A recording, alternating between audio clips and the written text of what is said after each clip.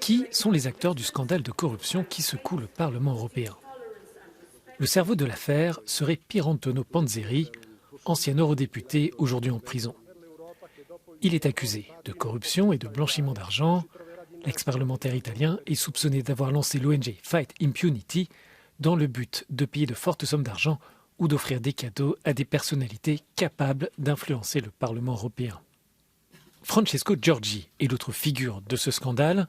Ancien assistant parlementaire de Pierantonio Panzeri, sa déposition auprès des enquêteurs indique que ce système de corruption aurait débuté en 2018 lorsque son eurodéputé a décidé de travailler pour le Qatar.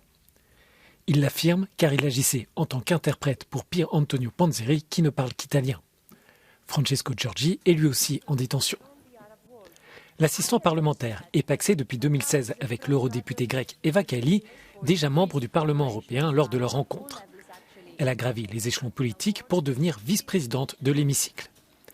Bénéficiant de l'immunité parlementaire, la seule façon de l'arrêter était de la prendre en flagrant délit.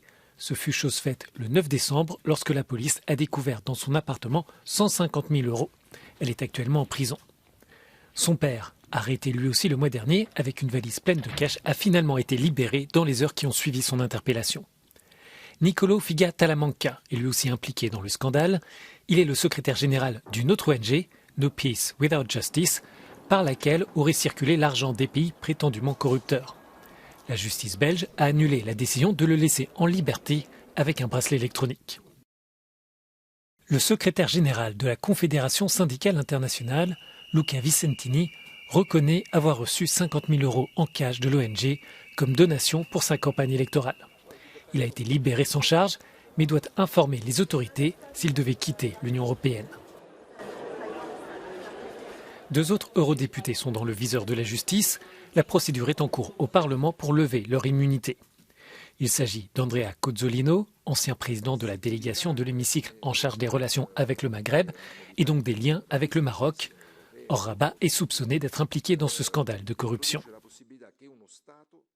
Enfin, le Belge Marc Tarabella réfute avoir reçu de l'argent pour défendre les intérêts du Qatar dans le cadre de la Coupe du monde de football.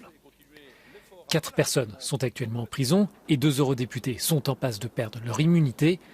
Mais l'affaire pourrait ne pas en rester là puisque l'enquête est toujours en cours.